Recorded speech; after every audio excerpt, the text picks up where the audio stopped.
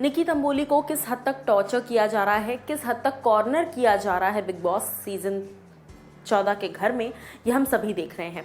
जिस वक्त निकी के साथ ये चीज़ें हो रही थी, निकी को जिस वक्त गालियां बकी जा रही थी, राखी सावंत लगातार निकी को लेकर बहुत सारी बातें कर रही थी, उस वक्त कहीं ना कहीं हर कोई हंस रहा था।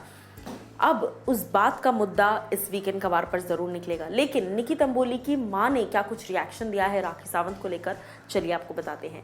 नमस्कार दोस्तों, मैं हूं ज्योति नाहक और स्वागत कर रही हूं आप सभी का शुद्ध मनोरंजन में।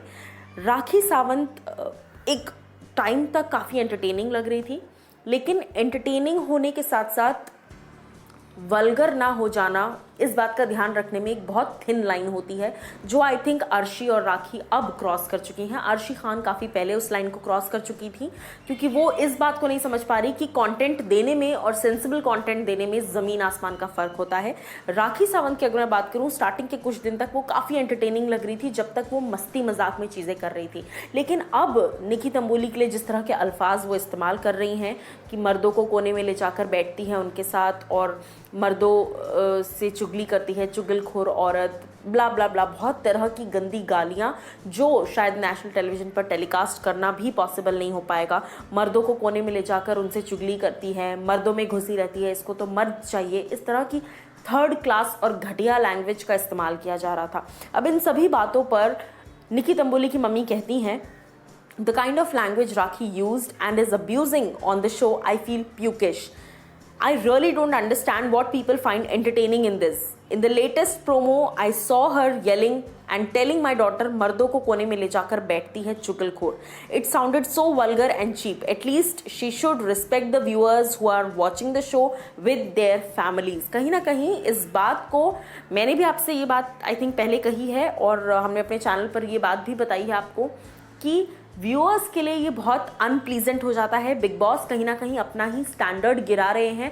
अगर इस तरह के कंटेस्टेंट्स को आप एंटरटेनमेंट देने का ये पैरामीटर दिखा रहे हैं, इस तरह की चीज़ें आप टेलीविज़न पर दिखा रहे हैं और देश के नंबर 1 रियलिटी शो पर जिसका स्टैंडर्ड कुछ और है, तो फिर डेफिनेटली बिग बॉस अपना खुद का स्टैंडर्ड नीचे गिरा रहे हैं, जो कि सरासर गलत है।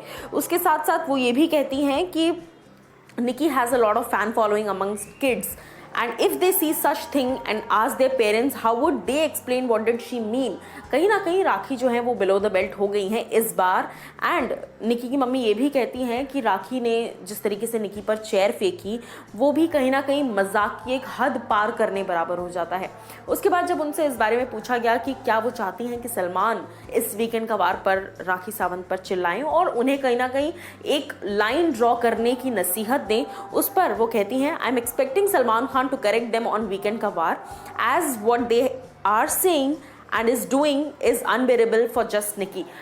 क्योंकि एक्चुअल में एज अ व्यूअर अगर हमें देखने में इतनी ज़्यादा इरिटेशन हो रही है, तो डेफिनेटली जिस पर बीत रही है वो डेफिनेटली इस बात को ज़्यादा महसूस कर पा रहे होंगे, because it has become very repetitive और बहुत ही ज़्यादा घटिया रिमार्क्स लगातार शो पर मिल रहे हैं।